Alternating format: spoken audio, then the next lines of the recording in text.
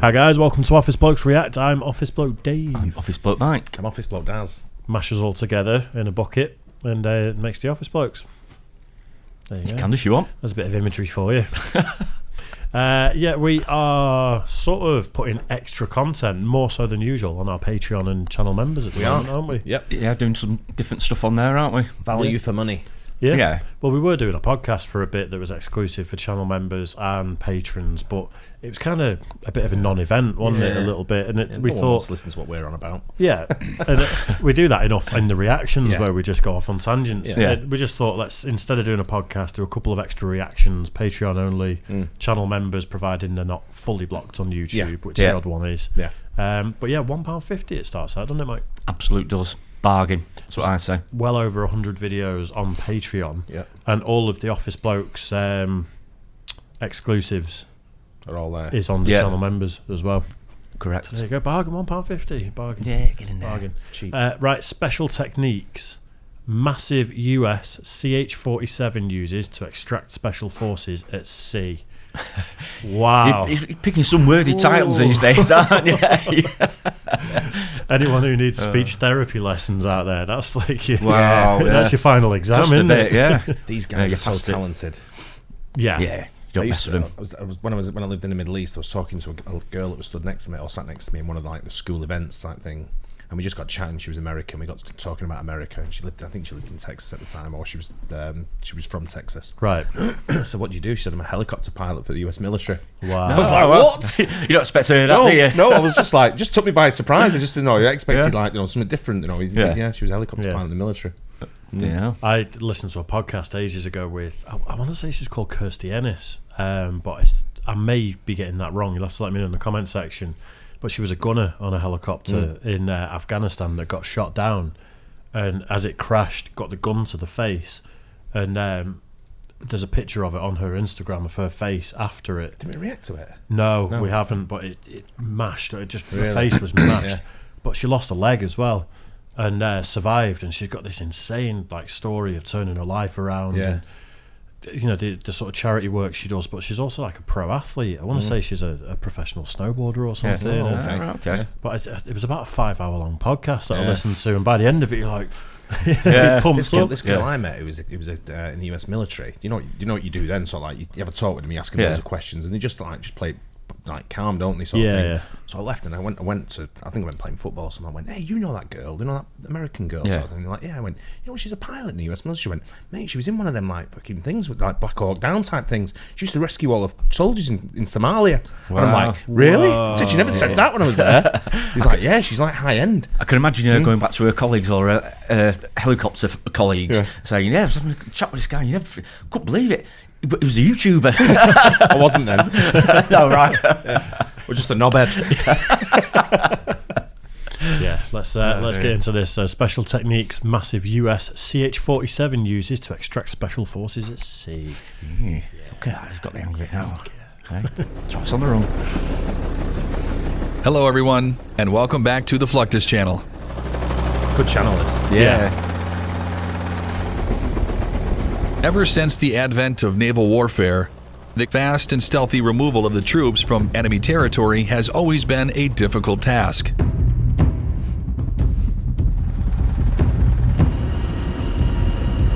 This difficulty has, however, been surmounted by the use of highly versatile helicopters. When special forces carry out missions in potentially dangerous territory, it is imperative that they be extracted as efficiently as possible.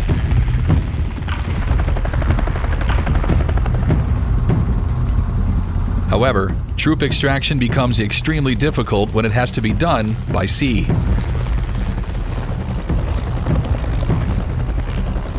While smaller boats can be used to quickly ferry the teams out of danger, ships like destroyers and aircraft carriers are not fast enough to escape detection or immediate reprisal. This is where the combination of sea and air combat technology has proven to be the perfect solution.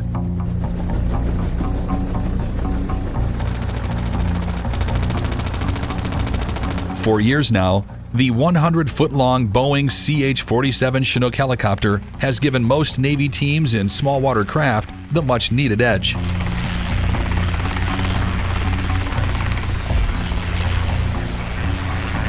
The twin-engine Chinook has an interior bay capable of holding up to 55 troops at once.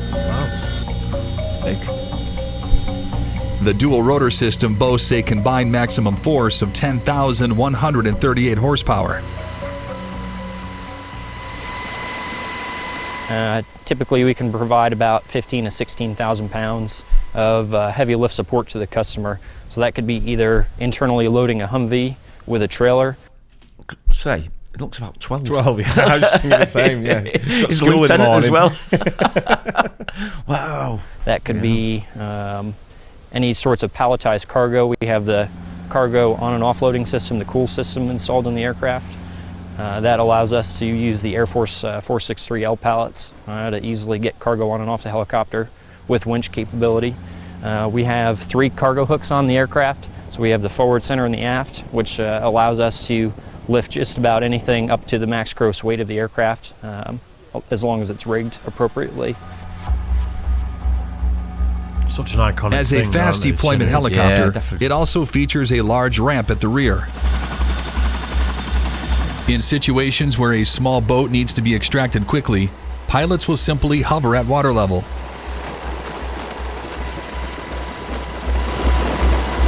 Within seconds, the Navy team, the boat, and the helicopter can be flying away to safety at nearly 190 miles per hour.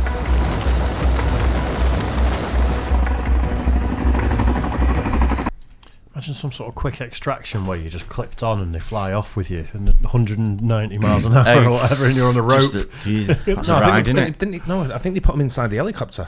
No, I know they They do, said but they- I'm saying like some of these quick I know they said there's a winch, so possibly they'll get you and then they'll winch you in when they're Yeah, flying He off. says they hover at sea level, so they're hovering right on the thing and then pulling it into the Oh, what's he that? did say guess that, that's what didn't they were he? doing, yeah. Yeah, Yeah. you're right. So I think they're winching the boat inside the helicopter, then it fucks off. Yeah. I don't think you're travelling at 190 mile an hour from a rope. I Not unless was one of you's kind of not unless being one a of bit- you, yeah. yeah. Not unless one of you's on You there. have to have decent grip, wouldn't you? You'd have to be a bull rider or something, wouldn't you? I'm sure there's cases where people have been clipped in Oh, absolutely. quickly. Yeah, and it's gone, like clip, yeah. go. Yeah, yeah. if it's under And then, any fire or whatever, yeah. Yeah, probably not 190 miles. I tell you what, they've got some skill, these helicopter pilots as well, haven't they? Big time. Wow. It's the sea rescue stuff. It's what Prince William used to do, isn't He it? did, yeah, correct. There used to be a program about it, about the Coast Guard, and Yeah. it'd be That's right. you know, someone lost at sea, and Prince William would be the pilot going Yeah. and getting him. Yeah. It's a great Well, program. He's used the military aircraft to take him and his Mrs. Kate to Yeah. like Scotland once. Well, he flew it. Yeah, it came out in the news. It was all wrong. He's not supposed to have done it. Yeah. Sort of thing. But he got authorised to do it from the military. Yeah. Obviously, he didn't nick it. Yeah. You know what I mean? Went for But a he, joyride. But it was a big. Do you not remember? It was about 5 years Yeah, ago, 6 I years remember ago. that. Something. It was a big major story that he Yeah. took this helicopter without like having approval from above. Yeah, that's But right. he got approval from the military, from his regiment to use But it. not from the royal. Not sort from of- not from the military. I don't think it was like an official military flight, was it? It wasn't official, and he'd used So- it to go on holiday type thing. Yeah. I'm not mad at It's that. about Balmoral or something. Yeah, yeah. I'm not mad at that. How do you feel about it? I couldn't give a shit. No, I'm not my problem. bothered. Just see him leaning out the window, going, "Do something about it, bitch." Just giving donuts. What's the Queen? yeah. Chinook was designed by Boeing in the early 1960s, seeking better capabilities than what was obtainable Wow. with the helicopter Wow. models of that time. Showing off that, isn't it? Yeah, definitely. The Chinook, with its massive 60-foot rotors, was intended to carry very large payloads into very difficult areas when needed. With the ability to transport up to 13 tons, it allows for the movement of large numbers of troops and vehicles wherever they are needed on the battlefield.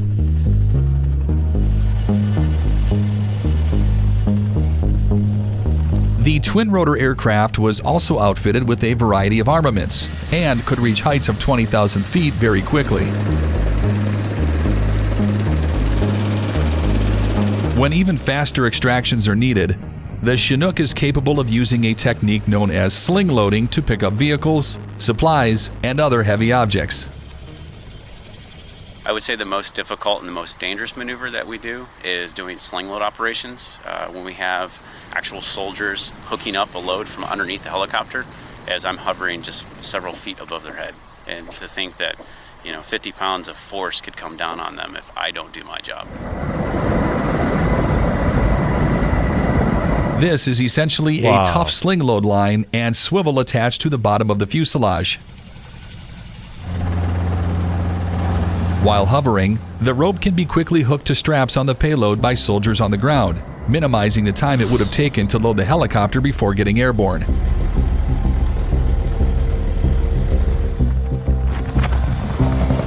The Chinook can support up to 8 tons using this technique that enables it to easily transport important military items. Have you ever seen one in the flesh? Yeah. They're impressive, When I aren't lived in they? the Middle East, they used to do the training for them, and you're flying over our house constantly. Wow. Like twice a day. You'd Make see a two. noise, don't Oh, they? you do, yeah. They fly over, like where I go in Cornwall. Sometimes you get them flying over the beach, quite low as well. It's such an impressive thing. Yeah, these were quite low. You know, Yeah. and like I say, but the US used to train the UAE military. Yeah. So it used to fly around our area where we was from the military base. Yeah, it's great. It's great seeing things You like could this hear them coming live. from miles away. I bet you can. As soon as we went up, you could hear them. Yeah. Basically, my crew and myself are responsible for bringing a combat medical team to the initial point of injury and bringing them back to a Role 2 hospital. This is where our medics would be. So we're gonna have a doctor, a nurse, and 2 medics on board the aircraft every time we fly and go pick up a patient. Basically, it takes up about 2 seats right here, and there's enough room to lay patients on the floor. Aside from troop and supply delivery, helicopters have a long and well-established history of being used for medical evacuations as well.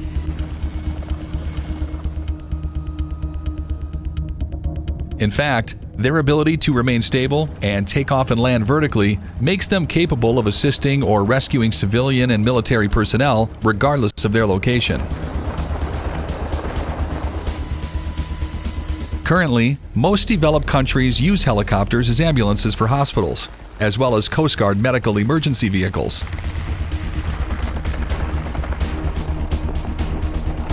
When performing an evacuation in dire circumstances, such as on oil rigs or ships at sea, the helicopter in most cases will not even touch down. Instead, it will hover about 15 to 20 feet above the helipad. Personnel affix a sling rope with a padded end loop to the patient, who is usually accompanied by a crew member. Once in place, the patient and the attending crew member will carefully be reeled into the cargo bay, where a medical team will be waiting to provide treatment. Milliliters. Tell me what drag you got. No pip right now, but it'd be 10 to 35. I've got FiO2 at 21. We can bump that up. Sometimes, the sling rope is spread out and attached to a stretcher bed when the patient is incapable of standing or being directly. I could just video that guy who got caught in the wind thing and started spinning on one of them. You see the video? Yeah, I've seen that. It's like spinning like fucking crazy. It must be brutal, that. Wow. How do you stop it? I don't think you do. I don't think I got to the end of the video through laughing. Oh, you're all hard, you are, aren't you? Strapped. The workhorse for many such civilian and military rescue teams is the Augusta Westland EH-101 Merlin Mk4 helicopter.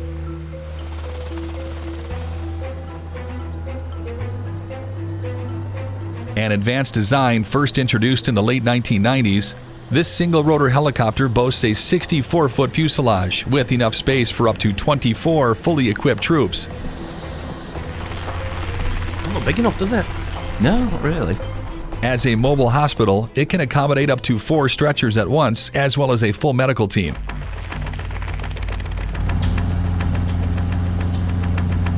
The EH-101 is particularly easy to recognize thanks to its shovel-shaped BERP rotor blade tips, which improve aerodynamic efficiency and increase the max takeoff weight. Besides which, the helicopter is also equipped with other special features that make it the perfect fit for the job. The versatility of helicopters like the Merlin Mk4 continues to outweigh any negatives of using helicopters for offshore rescues.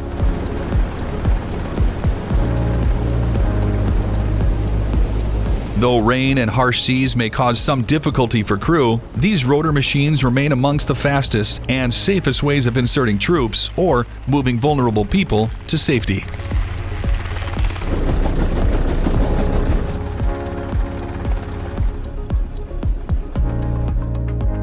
That's the end of this video. I hope you enjoyed it. Yeah. Great video. invention. Yeah. Yeah, it is. Yeah, impressive helicopters. Yeah, really are. I just think, for me, the body of them didn't look big enough for the amount of troops they were saying they were holding. And one of them, it's like 24, but even the first one was quite surprised as well in the volume. Because you think fully equipped troops as well. I mean, got a lot of kit as well, haven't they? You know, just big units. But I love understanding more about all the military hardware that people have around the world. You know, because you know it's coming. You're gonna fucking need it, innit? Absolutely. Yeah. I want to know whose side to be on. I'm sure. Have you been on a helicopter before then? I've never been on one. I went on not long ago. I did the tour of Manchester. Oh, you did? Yeah, that's right. Yeah, I remember you doing that. But I've done the one of Dubai as well, where you go around the Burj and all that kind of stuff. Oh, right, okay, yeah. I've been on one as well. So, have you? Where was that? Cornwall. Sea King. You don't feel too safe on them, do you? I like them. I like them. You tend to hear of helicopter crashes more than any other airplanes going down. I mean, I saw when I was in New York, I mean, there's so many of them going around there. I mean, it's like every 5 seconds. There's a lot of them. Tons of them. I did contemplate, but then I thought, nah. Yeah. Nah. They have to fly down the rivers there, don't they? That's right, yeah. I loved it. A lot of them. I'm not a big fan of flying in planes, but in a helicopter, even though it's more dangerous, and I'm aware it's more dangerous, there's just something about it that feels better. It feels safer to me. You just go straight up and then just dip, and it starts going forward. And away you go. Crackers. I wasn't kind of ready for the landing we had at Manchester in Barton Airport, because it kind of like fucking flew in like sideways, full on, then just like went whoop, and then just dropped it down. I was like, whoa, really? Almost like a stunt. That I was just like, I wasn't ready for that. Did he do it on purpose or? I don't know. I just wasn't ready for it. I just kind of like went, ooh, that was a bit, you know. You were nearly a statistic there. Because I seen it when they were coming in to land on the other ones. They were coming in nice and slow and just dropping down. When I was just sort of like flew in like sideways and sort of like just went, and then But you're coming fast sideways. Not for me. Maybe caught a gust of wind or something like that. Oh, I don't know. So I wasn't sure if it was done deliberately. Yeah. You know, one of them. Oh, you're not talking me into it anyway. It's a good tour though. Was it? Yeah. I bet it was actually in Manchester. Yeah, it'd be really, really interesting that. You see a lot of things that you kind of like think, oh, right. Yeah. You get it from above, where you've seen it just from different the perspective floor and level everything. I find it's interesting stuff like that. Impressive machines, aren't they? Oh yeah, amazing. So and like I said, the pilots are so skillful and everything, aren't they? But they partly play at everything. Even the police have them. You know, the police. You know, the services for rescue and all that kind of stuff. Very versatile, aren't they? Oh yeah, big time. My bro's been rescued off a mountain in a helicopter. Oh yeah. So yeah. Snowboarding accident. He wasn't bumming his sheep. No, wasn't bumming his sheep. What got stuck? Let's move on. Oh shit! I'm going to explain this to me, mum and dad. Not quite. No. Oh no, the helicopter's here. Yeah, that was it. Yeah. To get away with a sheep, he fractured 3 vertebrae in his back just for a cover story. Yeah, sure. That's a sheep backing into him. That. Anyway, hope you guys enjoyed that. Don't forget like and subscribe. Catch you on the next one. Cheers guys.